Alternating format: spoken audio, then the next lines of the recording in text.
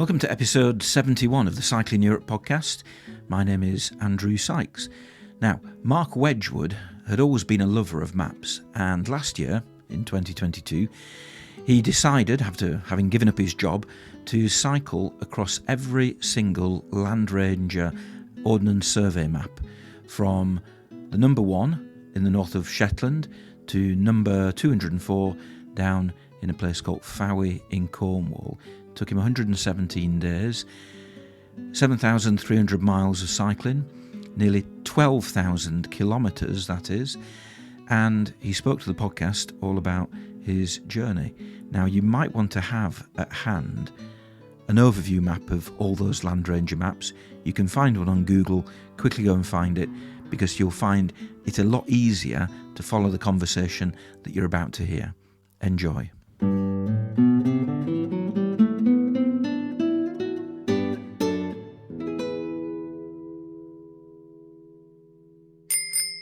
My name is Mark Wedgwood.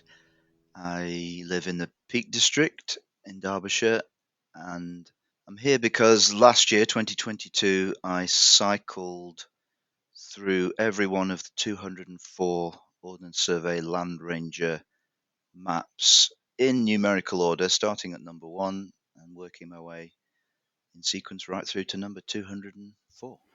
Okay, we'll come to that in a second. But let's, first of all, just kind of hear your backstory.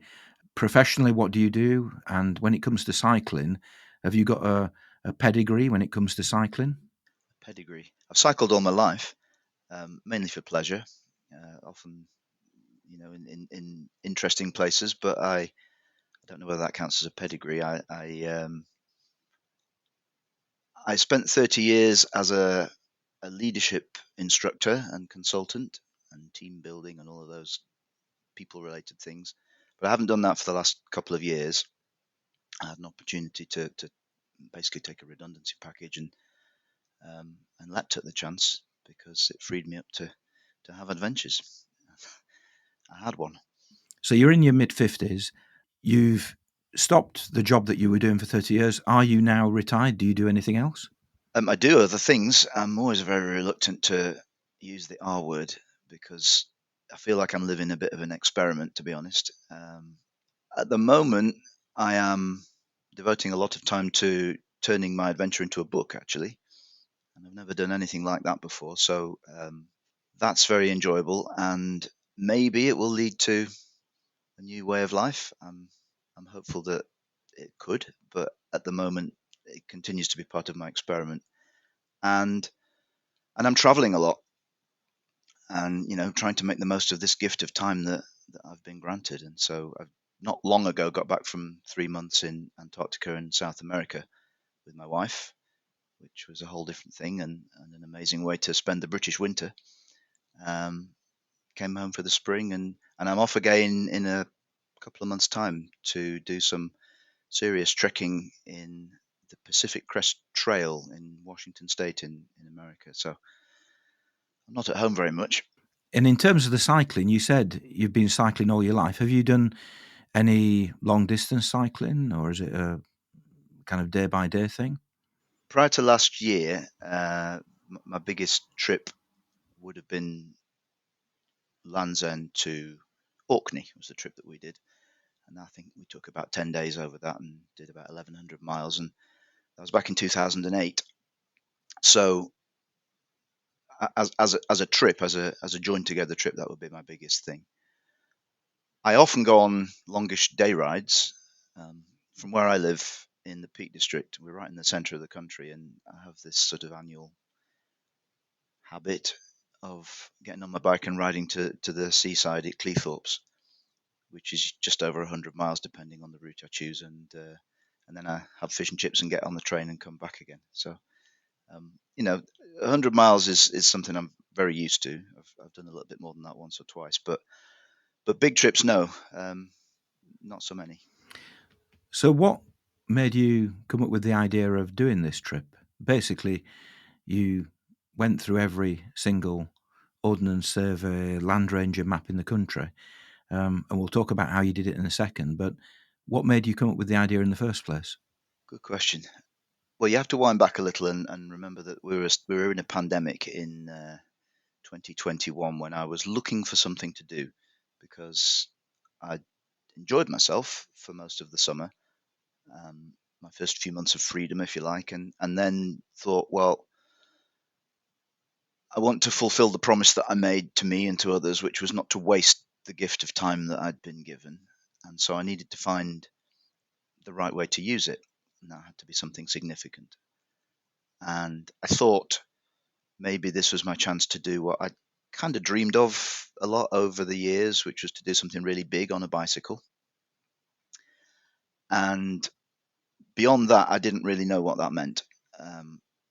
But I knew that at the time, international travel was still quite tricky and probably not something to be making complicated plans around. So I thought, well, maybe there's something within our shores that will fit the bill. And I had at the time quite an extensive OS map collection, probably about half the country. And I think I just decided that would be a good place to start looking and thinking. And then I stumbled across an old piece of Ordnance Survey marketing literature, which was basically a map of maps. It was a sort of fold out paper outline of Britain with all of the individual squares overlaid. And I thought, oh, that's interesting. And I literally hadn't seen it for 20 or so years. It had been sitting in the cupboard. So I folded it out. It's about the size of a double bed. And I started looking at it and thinking, oh, well, that's interesting. So where have I been and where have I not been? And where have I ridden a bike? And, where have I never been at all? And I don't know, my brain just started going in different directions until suddenly I noticed the numbering system. And as soon as I noticed the numbering system, which for some reason I'd never really paid attention to before, there it was. I mean, it was there in an instant. I thought, well, that's a ride, that's a trip. And a few minutes later, I'd worked out that it was probably about achievable in a roughly 6-month period, which I thought is what I would be looking to do if I stayed at home. That's when the nice weather is. That's when the daylight is. And I can honestly say that it was only a question of when and not if from that point forwards. The idea just once it arrived, it stayed. Okay, so you've got the idea to do this long ride. Now, you didn't do it in one continuous thing. You didn't start at number 1 and then end up at number 204 all in one ride. You did split it up slightly over the course of that 6 months, yeah? Correct. Yeah, I had a marriage I needed to preserve, and I have 2 grown-up children who I thought I should probably see at some stage along the way as well. So no, I never set out to make it anything other than an enjoyable long bicycle ride, really. So that it, I sort of had my own guidelines to stay within, and I thought that probably riding about 75% of the time was reasonable, because I thought that would make it still doable without being absent for some very good reasons that I needed to stay committed to. I'm part of a rock band, and we had some gigs lined up, for example, and I felt that I needed to be there for those, and obviously family ties and so on. So that was a good balance, I think. And one of the things I learned was that cycling every single day probably would have taken some of the fun out of it. Okay, so for people who aren't familiar with the way that the Ordnance Survey Landranger maps are organised, it starts at number 1 up at the top of Shetland, and then basically it goes in strips from west to east, so from left to right, across the country until you get right down into the southwest of England, where you end up with number 203, which is Penzance and Land's End, but actually the final one for them is not Land's End, it's number 204, which is just a little bit to the east of Cornwall by the looks of it. Oh, no, it looks as though it still is in Cornwall. You set yourself some rules for completing the rides through all these maps. What were the rules that you set? I wanted to remain faithful to the numerical order. So, I mean, that sounds like an obvious thing. It isn't at all simple because, as you've just outlined, once you reach the bottom of Orkney, and that's map 7, you have to get across to map 8. And map 8 is on the north of the Isle of Lewis, which is nowhere near Orkney. And so you've got some what I called unofficial mileage that you have to do each time you reach the east coast, basically. So from 8 onwards, right through to 204, I was doing coast to coast rides. I was going from west to east, in many cases starting on an island in the Hebrides and finishing somewhere on the other side of the country, and then using whatever means I could to get back again. So that was one of my rules. My only official miles were the west to east miles, because otherwise it would have been, twice the distance and probably an impossible task. And I made a lot of use of trains and ferries and a few other um, ways to get where I needed to be, plus quite a bit of extra cycling, especially in Scotland. But none of that counted in my numerical sequence. So once I'd got myself back where I needed to be, then the cycling began again. Were you ever tempted just to do it in, I don't know, how many are there? I'm guessing, looking at the overview map, there might be 20, 30 perhaps lines across the country. Were you ever tempted to just to do it in discrete routes from west to east and then go back home and then go back a few weeks later and do another one and then go back home and then go back and do another one? Not really. I think I set out to do the whole thing or not at all. That was really, there's 204 of them, and I set out to do 204 of them, and I never thought of it any other way. But did you, when you ended, say, when you did number 8 to number 12, which is John O'Groats, that's kind of one line on the map. And then you would have to go back and do 13 to 17, which is 13 is the island of Lewis, and then 17 is, I can't see, but it's just that bit below Wick in northern Scotland. That could have been a separate route, and then to go back again and start at number 18 and to do it in discrete lines like that. Because you did do more than one line every time, didn't you? Yeah, I did as much as I could before I reached a point where I needed to be somewhere else. So, looking back, each of those coast to coast, 26 of them there were, lend themselves very well to discrete rides or adventures of their own. And one of the delightful things I think that I discovered is that there are some superb ways of crossing the country in areas that perhaps don't get much attention and people wouldn't think to do. So that was just almost an accidental discovery as I went. But I saw as the whole as being my task and not the individual parts, if that makes sense. I just took it a day at a time. So on that first ride, the one that started up in, the starting point I think was Hermanus on Unst in Shetland. Where did you finish that ride? Well, the first piece of the adventure, if you like, was Shetland. So that's an archipelago that is very discreet from the rest of the country. And so the first day was on Unst. The next day took me through maps 2 and 3 as far as Lerwick, and then the next day we did a little bit more of mainland Shetland, and then we got on a ferry that night and went to Orkney, and that was, if you like, the next discrete piece of the adventure, which was 3 more maps.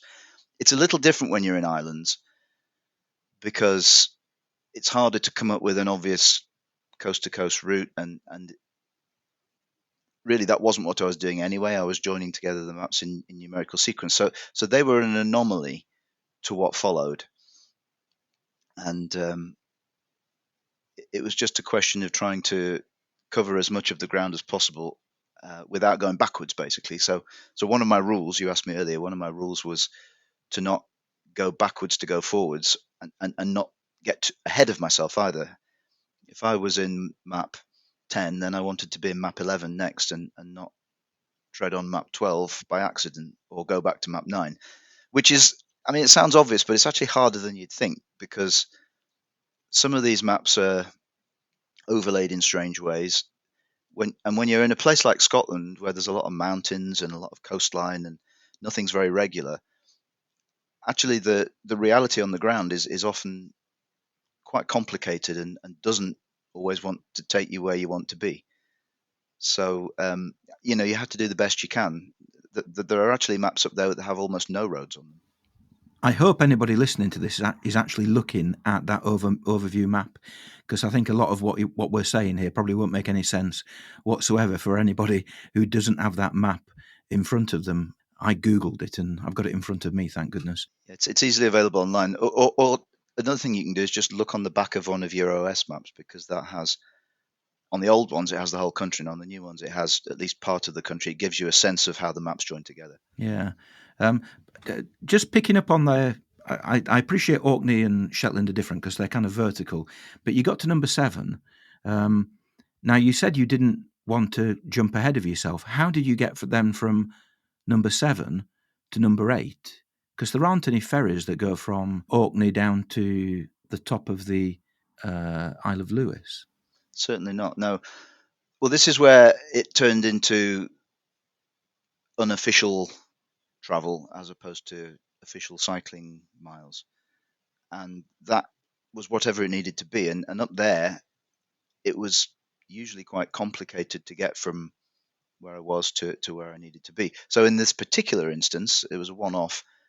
I had my wife with me for that first couple of weeks, and we rented a van in Wick, and we drove to Ullapool, which is where the ferry leaves from to get to Lewis, and parked up in Ullapool and put our bikes on the ferry, and then did it that way.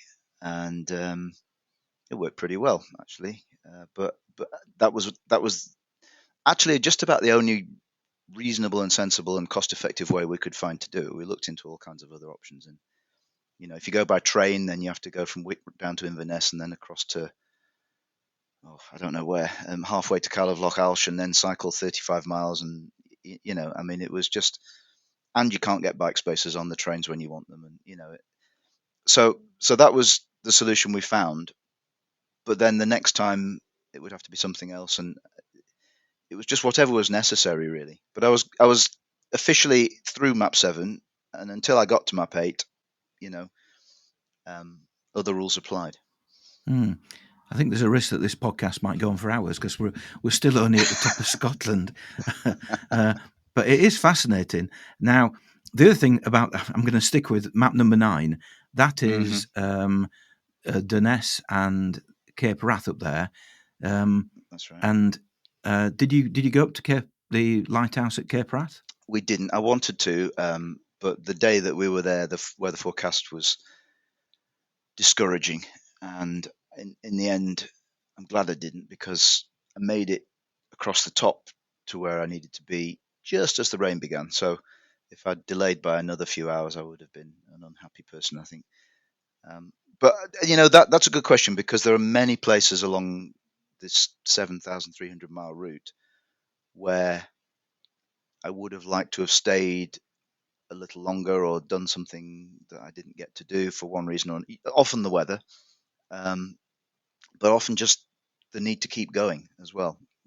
Time was always against me, and so I don't have regrets about that. I just feel like I've got a list of places to go back to, and it's a very long list. And now I know more about those places, and I've done a good reconnaissance mission for future trips, really. Yeah, I think you would have struggled on anything other than a mountain bike to actually get there.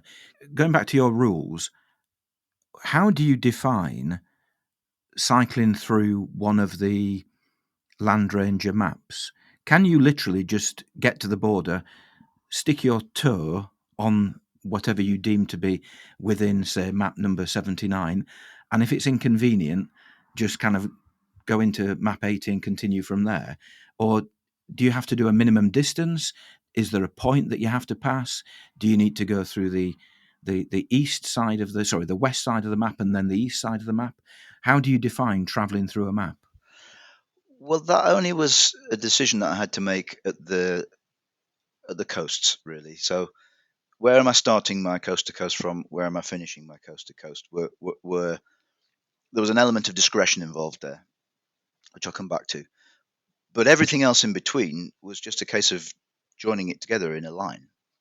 So part of the challenge, if you like, was to make that line continuous and to remain within the boundaries of that particular strip of maps, which were roughly consistent and didn't do too many unexpected things. But every now and again, the Ordnance Survey throw in a curveball, and you find yourself having to go up or down when you didn't expect to.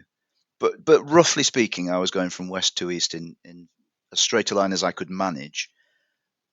And the other caveat to that was I was always trying wherever possible to avoid traffic and keep the cycling as enjoyable as it could be. Now up in Scotland, there are very, very few choices, very, very few roads to decide between. But later on in the trip, that became a very different question. And then on the coasts, well, I was usually looking for somewhere that was sticking out quite a long way to the left or right, not necessarily the absolute extremity, because sometimes that didn't have a road leading to it anyway. And whatever sort of suggested itself in an obvious way. So if there was a railhead, for example, that might make sense as a place to start or finish to allow me to continue my journey, or possibly somewhere that was just iconic. We will get out of Scotland in a few minutes, but can I ask you about maps? This is testing your memory, about maps 15, 16 and 20.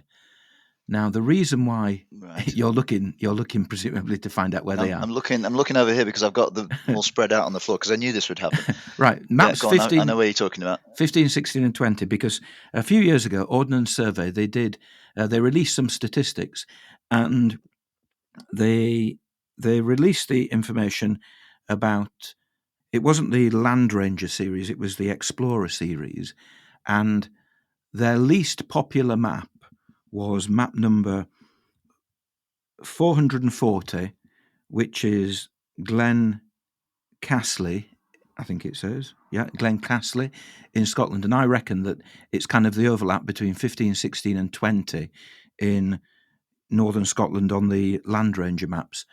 What was that like? Very empty. Yeah, very empty. I think I have a pretty good idea where you're talking about. The left hand side, the west coast of that part of Scotland is stunning.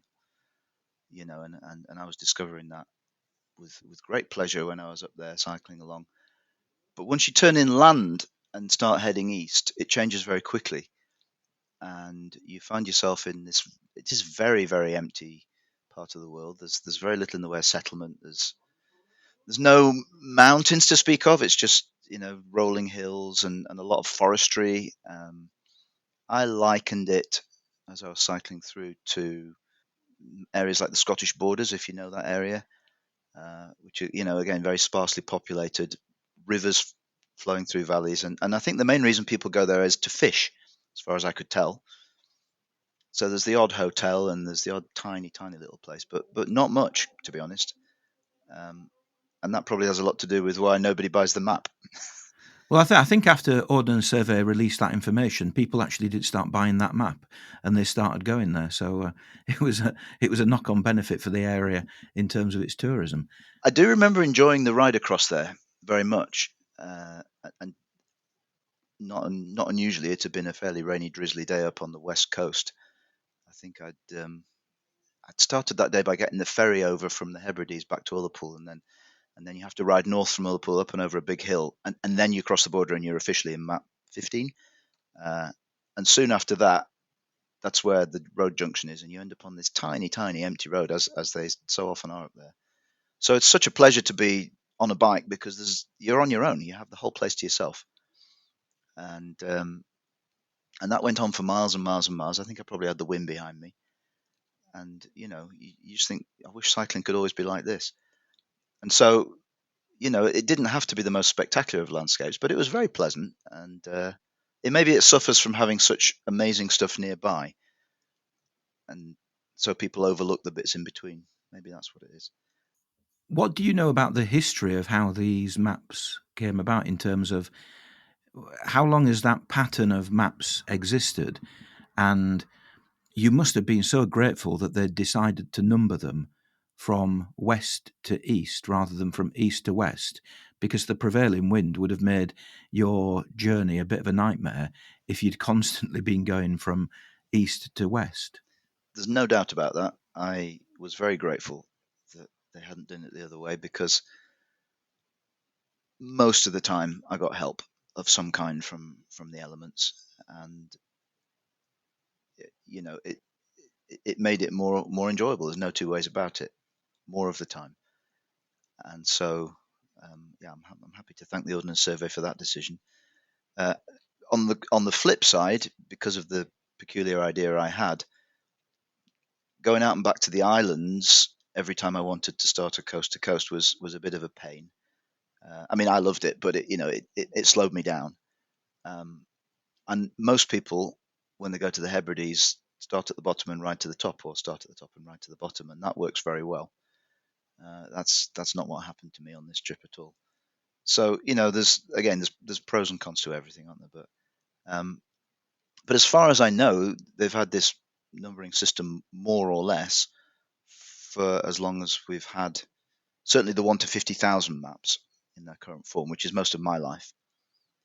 Um, I mean, I got to know a little more about the original history of these maps much later in my journey, because I had a visit to Ordnance Survey headquarters, but that was up in the 190s in Southampton. So, months ahead of that. And I got to see the very first original number one map that was ever made, which was rather exciting. All right. And wasn't. Which is Kent.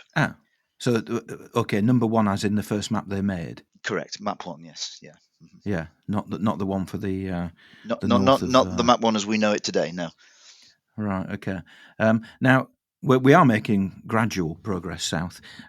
Northern Ireland is not included. I didn't realise that until I looked at the map this morning, but that obviously made life a little bit easier, because it means you didn't have to go across the Irish Sea numerous times. Were you tempted ever to include Northern Ireland independently? Well, no, because again, the numbering system presented itself to me as a kind of ready-made trip to do. So I guess I just accepted that and stayed with it, and it was enough. Maybe though, there's a future trip in doing something similar for the island of Ireland, because I think that's how the Ordnance Survey have mapped that. So it's a separate collection of maps and a separate numbering system, and maybe an adventure for another day. But no, I'm always very careful to say that my adventure was Britain, not the United Kingdom. And actually, that's not technically right as well, because for reasons I don't know, they included the Isle of Man. So you're getting towards the southern part of Scotland now, and it must have been a relief, because actually it gets relatively easy once you get into northern England, southern Scotland, northern England, because basically you've got these continuous lines where presumably the amount of ferry hopping is pretty minimal. Although I like a good ferry, and I think there's nothing better than a cycle journey with a ferry in between. But it must have got a lot easier. I'll give you some numbers to illustrate what you just said, and I know this because I've just written about it in my book. I took something like 70 separate ferry journeys throughout the entirety of my trip. 62 of those were in Scotland, and I was, after 3 months, so after when I got to the end of July, basically, so May, June, July, which was in my head when I started out, that was half my trip. I was a quarter of the way through the maps, and that was as much to do with the peculiarities of the Scottish geography and the ferry timetables, and and the points of departure of the boats and so on, as anything else. So I just didn't get as far as fast, and then I had to catch up, and I knew that would be the case. I set out with that expectation, but it was more pronounced perhaps than I realised, and so the maths changed as I went. Can you just run those ferry statistics past me again? How many? 70 separate ferry journeys in total, 62 of them in Scotland. Right, so that means that you did 8, which weren't in Scotland. And I'm looking at the map now. I can only think of the Isle of Man. Where are the other 6? Isle of Wight, there's 2 more. But you didn't have to go to the Isle of Wight, did you? Well, I felt like I did. I mean, not technically no, but spiritually yes. Okay, and the other 4? The other 4, oh gosh, that's a test, isn't it? There's one in Cornwall called the King Harry Ferry that takes you across the River Fowey. That was on my very last day. There's a tiny little one that I took across the River Thames when I was following the Thames path. Yes, I think I've taken that one myself. Yeah, it takes about 5 minutes. And let me think, 2 more. One across from North Shields to South Shields in Tyneside. And yes, Portsmouth Harbour.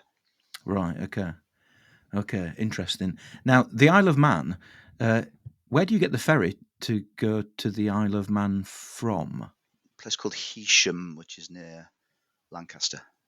Right, so that is that. Oh no, that would be okay, wouldn't it? Lancaster's in that same row. I was just thinking, perhaps if you had to go from say Liverpool, it would be a bit inconvenient to go all the way up, cycle across there, come back down to Liverpool, and then make your way up to number 96. But that sounds a bit more convenient than I imagined. Heysham worked okay, but what you just described with Liverpool is the sort of thing I was having to do in north of Scotland. Right. So, in terms of time, you set off from the top of Scotland, from the top of Shetland on the 9th of May. When was your first cycling day in England? Well, technically, the first time I was on a bike on an OS map in sequence in England was when I arrived in Berwick upon Tweed. So that, I might have to check the number, but it's about 70-ish, I think. 67, it is? Yeah, 67. So 67, we started in Edinburgh. And my official endpoint that day was a fishing town called Eyemouth. But then we had to catch a train. My wife was with me for that day as well, and she had to get a train home, and I had to get a train back to Edinburgh with my brother, where he lives. And we did that from Berwick. It's the closest station. And to get from Eyemouth to Berwick, along little lanes, you enter England before you leave the map. I think Berwick's actually out of the map, but you're still in England and you're still in the map at the same time. So, in fact, excitingly, we went along a lane for about 2 miles that was neither in England nor Scotland. It was the border. Yeah, I think Berwick's in number 75. And it's just off the edge of number 67. Did you suffer from, certainly anywhere north of Watford, really?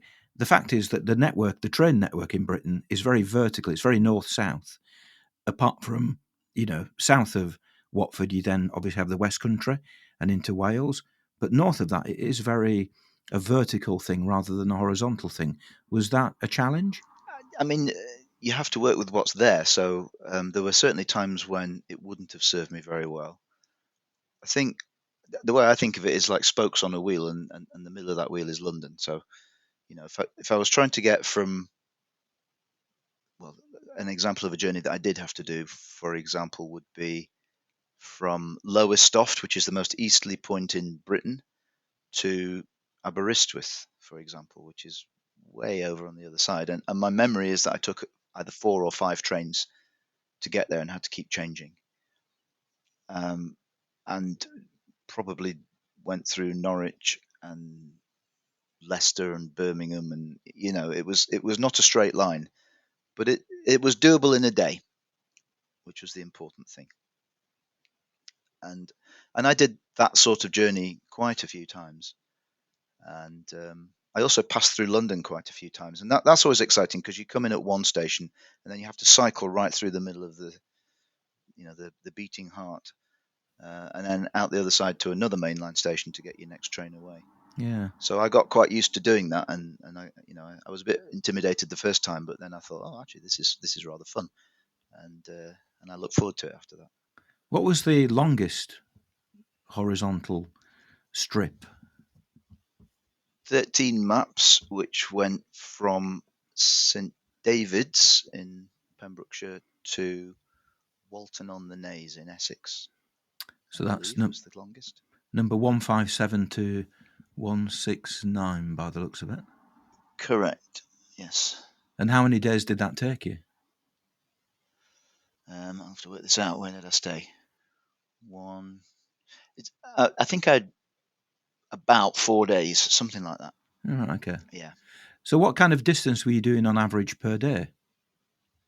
I think on average it was sort of 60-ish, but I mean, I that is only an average because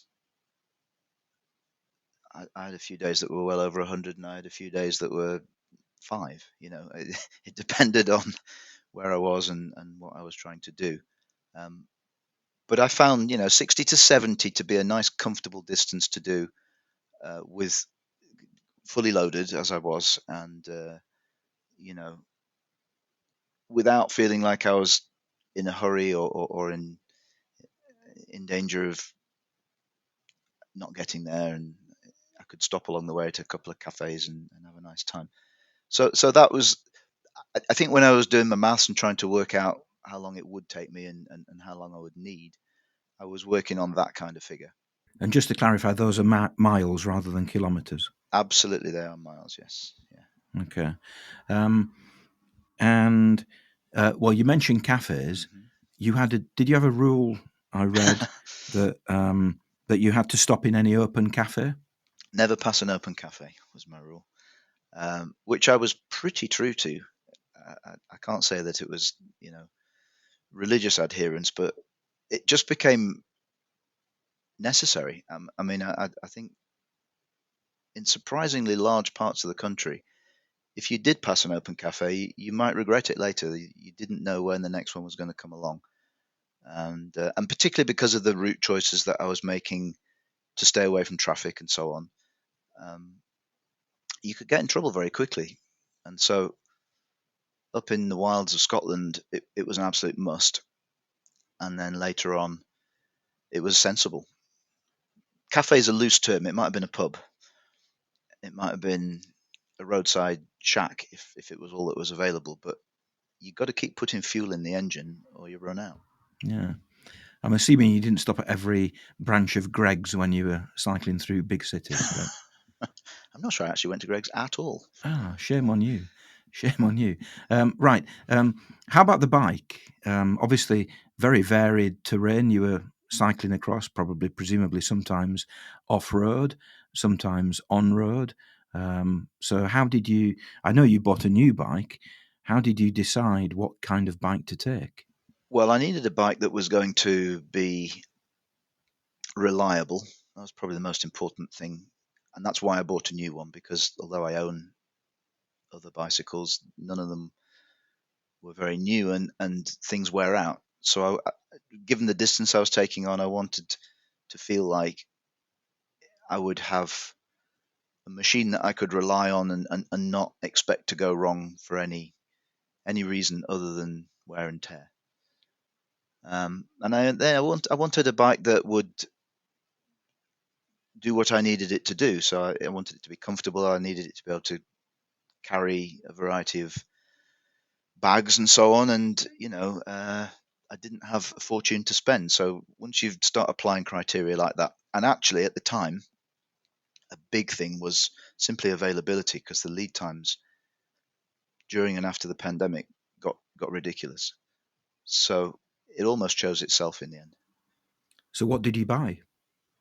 I got a bike called a Sonda Calibri, which is the brand name used by a company called Alpkit, who are a UK outdoor equipment company.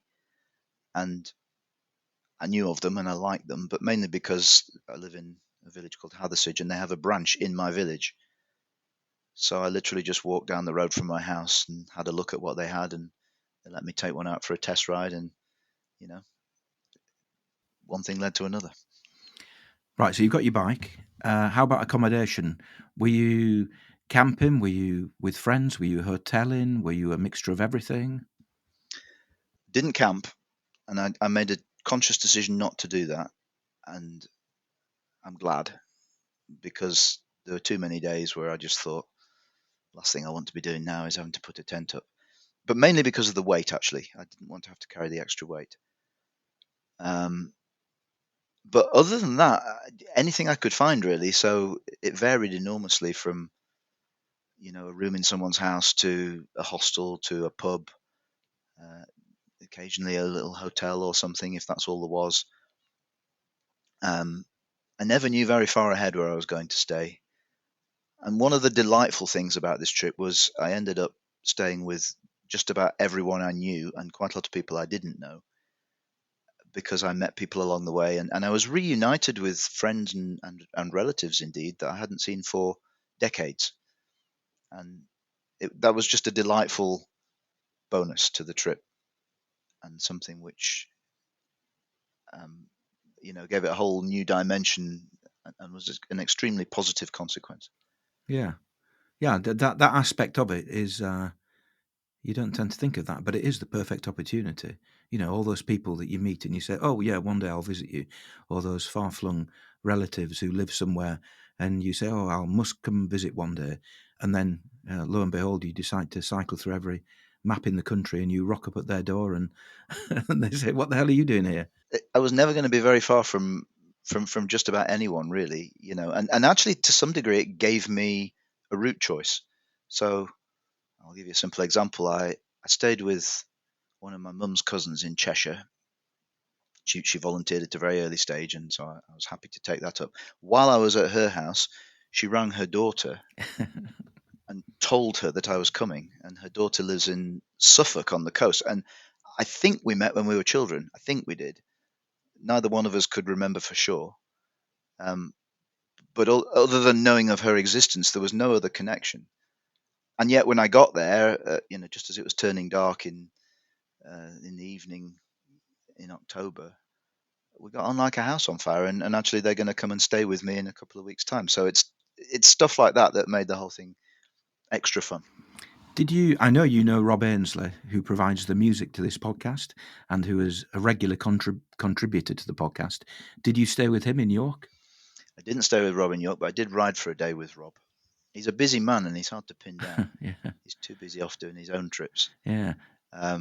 But yeah, we managed to coincide. So I had a very nice day riding with Rob. We met each other in a cafe somewhere just south of Darlington, in a place which neither of us had heard of, and rode through a very pleasant part of the country that I didn't know. So the Tees, the lower Tees Valley, and then out into the Yorkshire Moors, and we went right across the Yorkshire Moors and ended that day in Whitby, which is a great place to end a ride. Yeah, well, he's certainly an expert when it comes to certainly cycling in Yorkshire. I think he's been on every lane and every road in Yorkshire and far beyond as well. Well, that was why I was so pleased that I'd taken him somewhere he didn't know, actually, because that's always a surprise with Rob. Right. Did you use warm showers at all? Warm showers? You're looking at me as if you've never heard of warm showers. I only used warm showers. No, warm showers is the reciprocal accommodation sharing website for cyclists. Oh, that no. Well, no. I took a warm shower at the end of every day, but I didn't use the service that you're describing now. As time went by, it became increasingly difficult to predict where I was going to be one day to the next, and I wanted to retain control of that. I suppose I just needed to be able to be spontaneous. So obviously, if somebody had offered to put me up, a relative or a friend, that was wonderful, and I did my very best to be there on time, and I did my very best to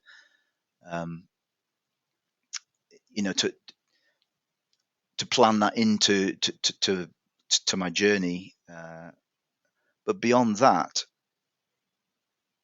I was just needing to make progress, and I had a pretty good idea of what sort of place I might want to end the journey each day, based on how long it would take to get there, and where I was wanting to be the following day.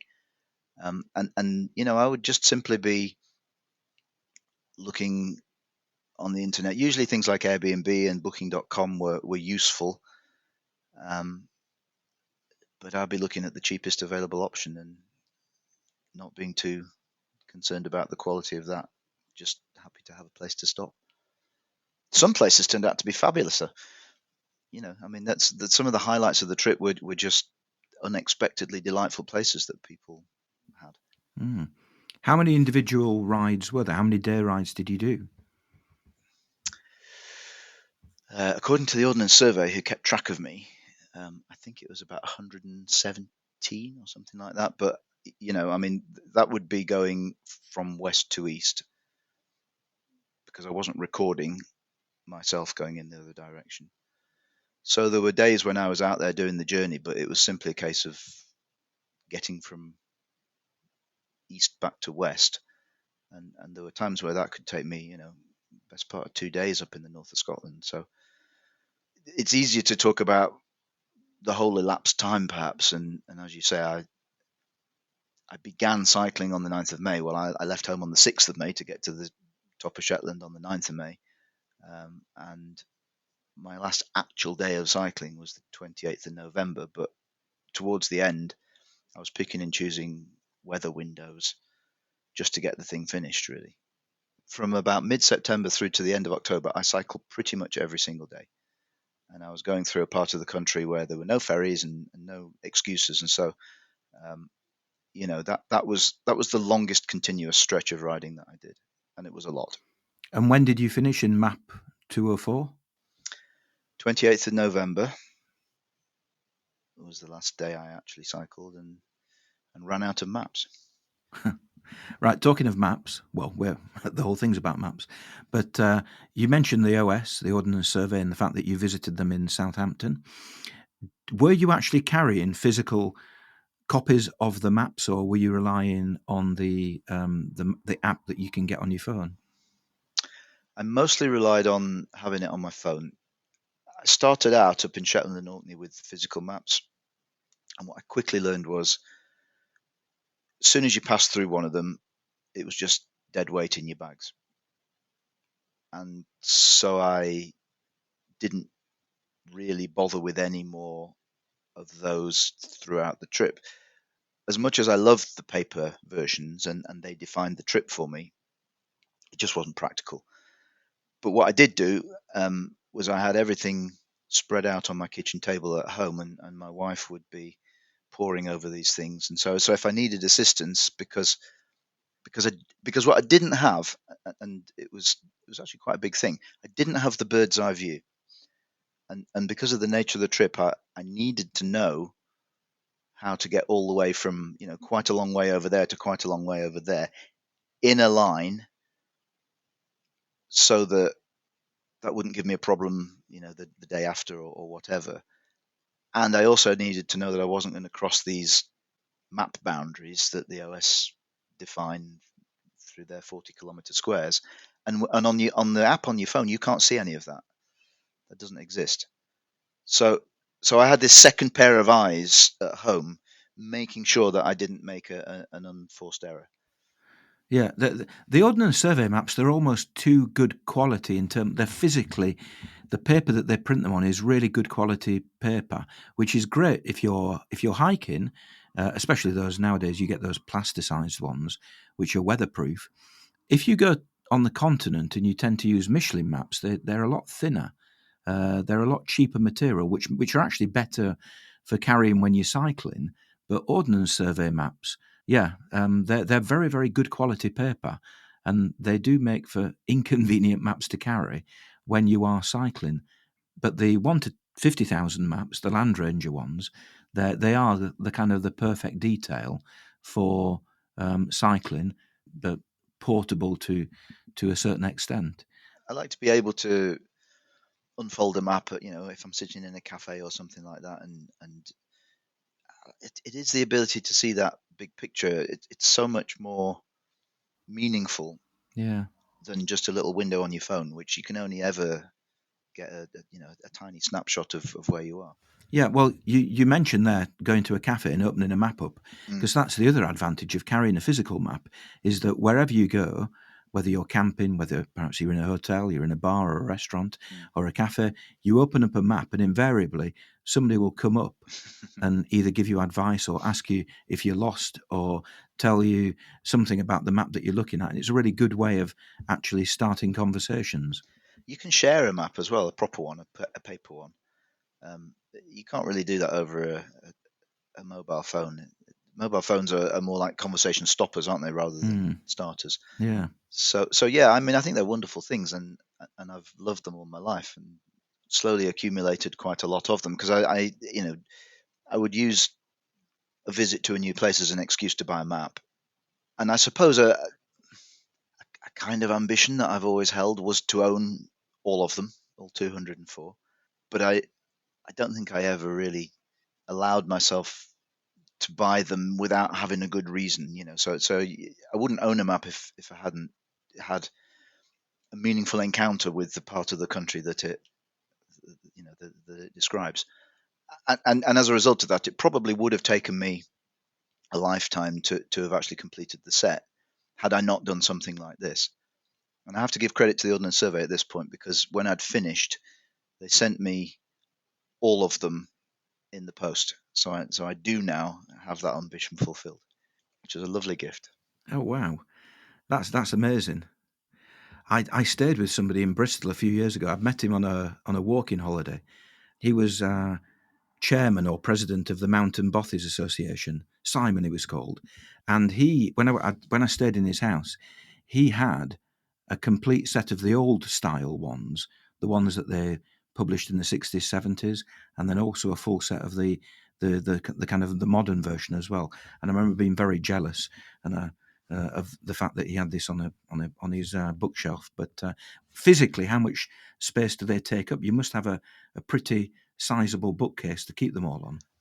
That's a work in progress. Physically, they required 3 separate large cardboard boxes to arrive at my house in. Yeah. So it gives you an idea. It's well, I do know, because there's a couple of outdoor shops in my village that stock the whole thing. And as I was preparing for the trip, I used to go down there and stare at them a little bit, and maybe take a couple out and try and work out my route. And yeah, it's an extensive amount of shelf space. Those local bookshops, they missed a trick there.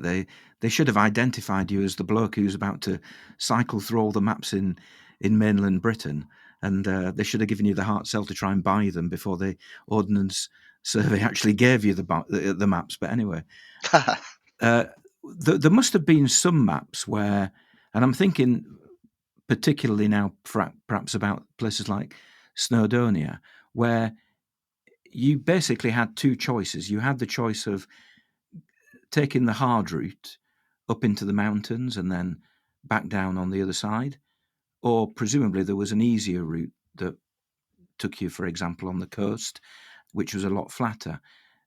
How did you decide, and did you prefer the challenge of the more challenging routes rather than the easy routes that you could have taken?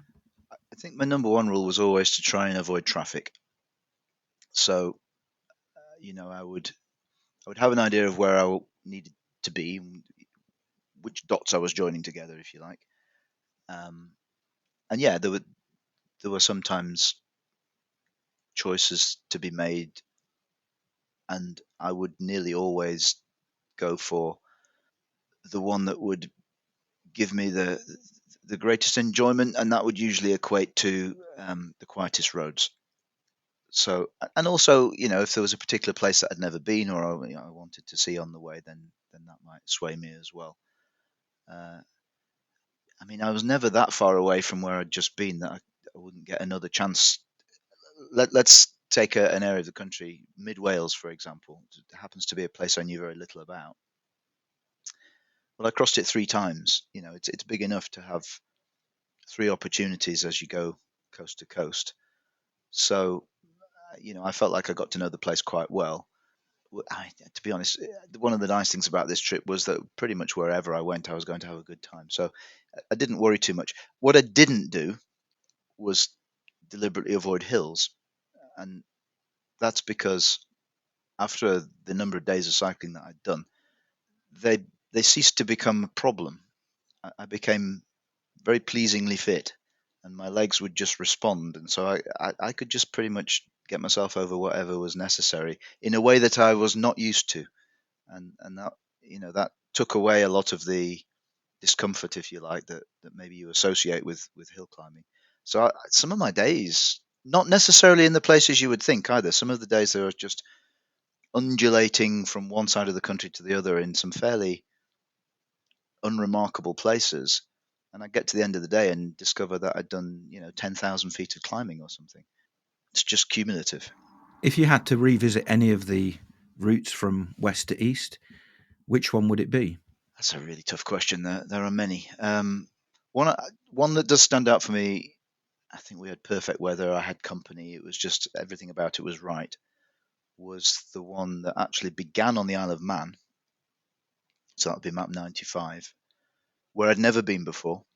So I guess I got the thrill of riding the ferries, and I got the excitement of going to not just a new place, but technically a new territory. It wasn't England, it wasn't Wales, it wasn't Scotland. Place I'd seen across the sea before, but never actually been on, and it turned out to be the most wonderful place to cycle in September. Just magical. And then I was met off the ferry basically by a friend who I live near and cycle with a lot, and he shared the next 3 days with me, going across to Flamborough Head through some of what must be the most wonderful country in the world. And I say this as a Yorkshireman, but um, you know, we went through the southern part of the Lake District, and then we went through the Yorkshire Dales, up Dentdale and Wensleydale, and then across the Wolds, and the weather was perfect. It was, if I could do that again tomorrow, I would absolutely. But there were others. Did you follow the Way of the Roses? No, no. I mean, I dare say we crossed it at some point, but not specifically. We did what seemed right, and again, followed the usual guidelines of taking the quiet roads and getting there reasonably directly. And it was very much my route. I never felt a need to define it any other way. Hmm. If Ordnance Survey came to you and said, Mark, we're thinking of redesigning or reorganising the maps and improving them and putting them perhaps in a different place, and we might just kind of shift a few around and just to make life a bit more kind of um, a bit more user friendly. Yeah. Which map would you recommend that they renumber or move or change? What would be your piece of advice to them? Right. Well, there's there's a couple that I would mention. Maps 11 and 12 are almost exactly the same as each other, and I don't know why. Right. Okay. Yeah, I'm looking at it now. So that's in the top north east of Scotland. Yeah, you're right. They're kind of they're sitting almost on top of each other. Yeah. I can't imagine why you would buy both of them, really. So that was one. And then from a numbering perspective, there's a strange thing that happens in East Anglia. So if you find map 144, Yeah. which sits right in the middle of Norfolk, Mm-hmm. you'll find that map 145 is not next to it. Ah, You would expect it, like every other coast to coast, to reach the sea, but this one stops and has above it to the right 134 and below it to the right 156. And I'd like them to fix that. It used to drive my wife mad. All they need to do is just stop the row above at 133 and then start 134 in Wales, yes. and then allow Yeah. what is currently 134 to be the end of the next row, and none of that would be necessary. So I think it just feels wrong. There must be in Ordnance Survey headquarters in their archive. There must be a rule book, a bit like the map of the London Underground, and the beauty of it, the map of the London Underground. The beauty is that they've always stuck to the same rules that were originally set out in terms of the direction of the lines and how things are recorded on the map. I reckon there's probably a rule book that they've got to follow as to where the maps are and how they number them exactly. But you're right, that is a little bit of an anomaly, isn't it? Number 144. They could almost come up with 144 A and B. It's a one-off, and it never made sense to me. And I could live with that, but my wife really got angry about it. We're getting towards the end now, don't worry. But this is fascinating. I usually when I do these things, I've usually on my other screen here, I've got websites and maps and social media accounts, and I kind of look at everything while I'm doing it, and it's a bit of a job doing it. But for the past 50 minutes, I've literally just stared at one piece of information, which is that overview map. That hopefully people listening to this are also staring at. Otherwise, a lot of what we said, like I said earlier, won't make much sense. What I've also got in front of me is the map of the 470 Explorer maps, the 1 to 25,000 scale maps, which again cross the whole of the, well, not quite the UK because it's again mainland Britain, although looking at it, it doesn't look as though they've included the Isle of Man, interestingly. How about doing those next? That can be somebody else's adventure. I think maybe I've thrown down the gauntlet and someone else can pick that one up. I should point out that would obviously be twice as long because there's twice as many maps because each one is only half as tall. So, there is that. It's also bottom to top, isn't it, rather than top to bottom, I think.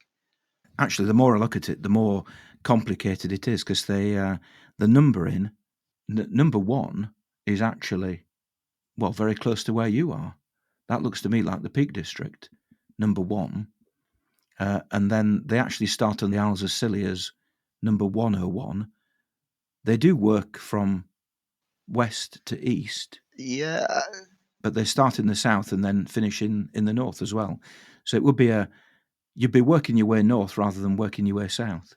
I'm sure it would be an absolutely fascinating thing to do, and you'd see even more of the country than I saw, wouldn't you? You'd see twice as much. So, I mean, it's there to be done.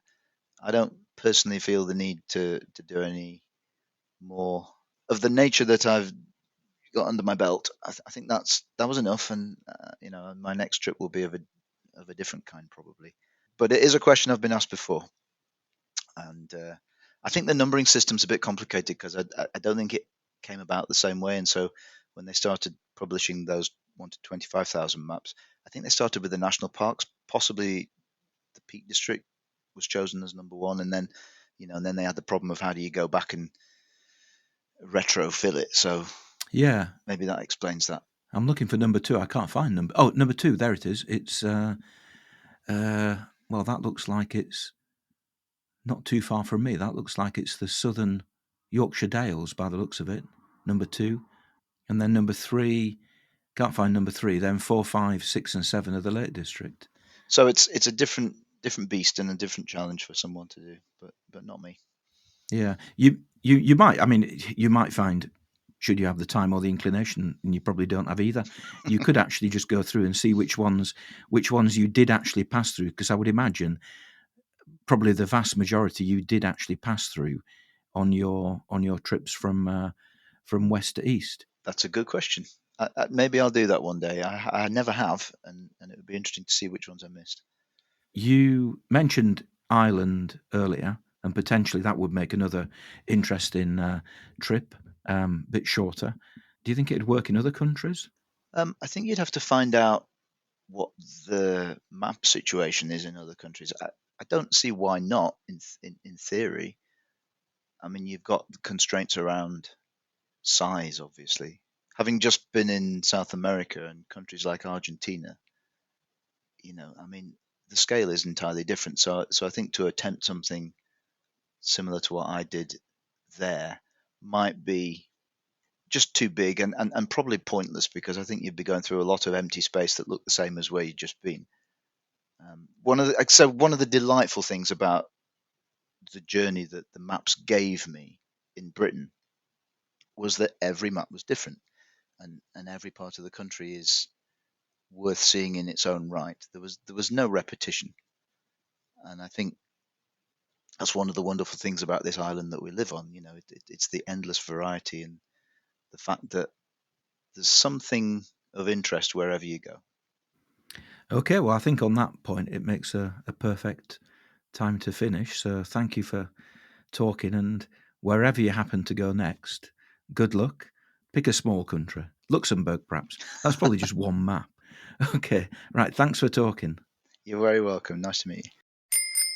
Yeah, thank you to Mark for that. Very often when those recordings take place, I stop recording and then continue to have a conversation with the person I've been speaking to.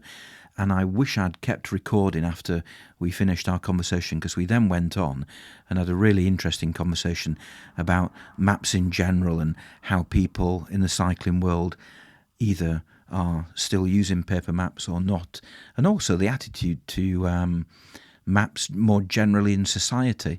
I mentioned to Mark that it used to be the case 15, 20 years ago that every single child in the country, when they went to secondary school and they were in year 7, the first year, they were actually given a copy of the local Ordnance Survey map for where they lived or the school where they attended. And I thought it was fantastic. The problem is a lot of them ended up in the bin, fair enough, which is presumably why they stopped giving the free maps out. But, in every class of 30 children, if 2 or 3 of them actually kept and treasured that map, and then it led on to more adventurous lives in the future, then so be it. I think it was probably a price worth paying. Anyway, I didn't record the chat afterwards, which is a shame, but anyway, there we go. Thank you for listening to this episode of the podcast. I'll be back with episode 72 very soon, and that will probably be, again, me reading more from my first book, Crossing Europe on a Bike called Reggie. On the subject of reading things, you can actually read an article that's been written by Mark if you go back and look at the current edition of Cycle magazine.